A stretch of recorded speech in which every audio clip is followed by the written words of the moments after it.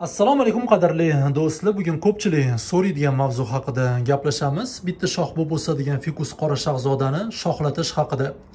Fikus o'zidan o'zi yangi shox chiqarishi juda ham qiyin. Deyarli o'zi shoxlamaydi. Shoxlashi uchun biz unga yordam berishimiz kerak. Shoxlatish usullari ko'p. Misol uchun tepasini kesib shoxlatish, kurtagini tepasini kirbovka qilish, kurtagiga sitakina pastani surish, yana bir ikkita usullari bor. O'zi xudo xolasa yakshanba kuni men sizlarga shu hamma usullarni bitta videoda ko'rsatib beraman. Qanaqa qilib kesish kerak, qayerdan kesish kerak, qanaqa kirbovka qilish kerak, sitakina pastani ishlatish. Shu videoni albatta o'tkazib yubormanglar. Xudo xolasa yakshanba kuni chiqaramiz. Do'stlar, bugun sizlarga bitta boshqacha usulini tushuntirib bermoqchiman. Shoxlatishi oson va natija beradigan usuli. Bizga bu usul uchun faqatgina bitta dona ingichkaroq arqoncha kerak bo'ladi. Hozir men sizlarga hammasini tushuntirib ko'rsatib beraman. Do'stlar, kim kanalimizda mehmon bo'layotgan bo'lsa, albatta obuna bo'linglar va bizning Telegram kanaliga ham albatta obuna bo'linglar. Do'stlar, mana shunga o'xshagan arqoncha yordamida biz fikusimizni shoxini pastga egiltirib qo'yishimiz kerak. Mana shuncha egiltirib qo'ysanglar yetadi. Shoxini uchi ma'lum vaqt egilib turish kerak. Fikus shoxi egilib turadigan bo'lsa, o'simlik o'sish nuqtam sindi yoki shikastlandi deb o'ylaydi va yangi o'suv nuqtasini chiqazadi. Ya'ni kurtagidan yangi shox chiqarishni boshlaydi.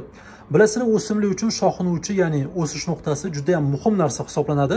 Agar biz buni kesib tashlaydigan bo'lsak, o'simlik har doim yangi o'suv nuqtasini chiqazadi. Shu orqali biz fikusimizni aldaymiz. Ham o'suv nuqtasini saqlab qolamiz, ham yangi shox chiqarishga majbur qilamiz.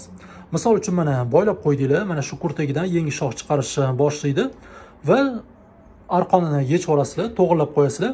Shu shoxi ozgincha kattaroq bo'lgandan keyin bu tomonga boylab qo'ysanglar bo'ladi. Xudo xolasa keyin bu tomondan ham shox chiqaradi. Do'stlar, albatta sinab ko'ringlar. Biz ko'p sinab ko'rganmiz, juda ham zo'r natija beradi. Hozir men sizlarga boylashni ko'rsatib beraman, keyin muhim joylarini tushuntirib beraman. Albatta oxirigacha ko'ringlar. Endi men sizlarga shoxini to'g'ri joydan egiltirishni, to'g'ri boylashni ko'rsatib bermoqchiman. Bu juda ham muhim narsa. Chunki shox chiqazadigan kurtagi tepada bo'lishi, tepaga qarab turishi bu muhim. Hozir men sizlarga tushuntirib ko'rsatib beraman.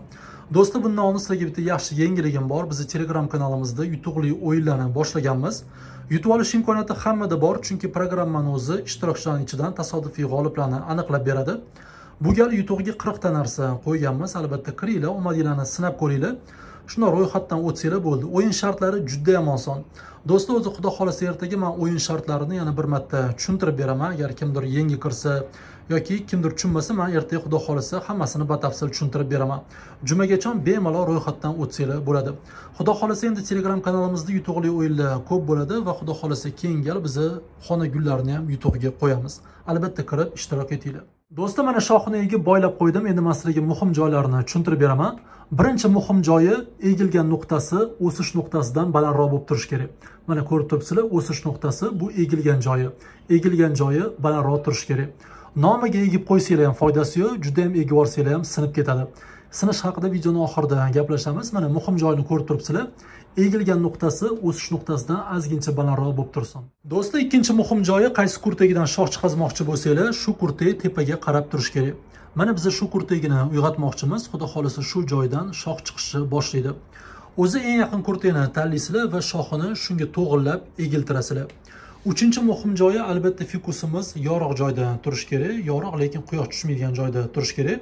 Chunki bu kurtay yorug'likka qarab uyg'onadi va yorug'likka qarab o'sadi. Misol uchun mana yorug'lik bizda bu tomonda bo'lsa, biz fikusimizni bu tomonga o'girib qo'yamiz. Keyin xudo xolasa shu tomonga qarab yangi shoxi o'sishni boshlaydi.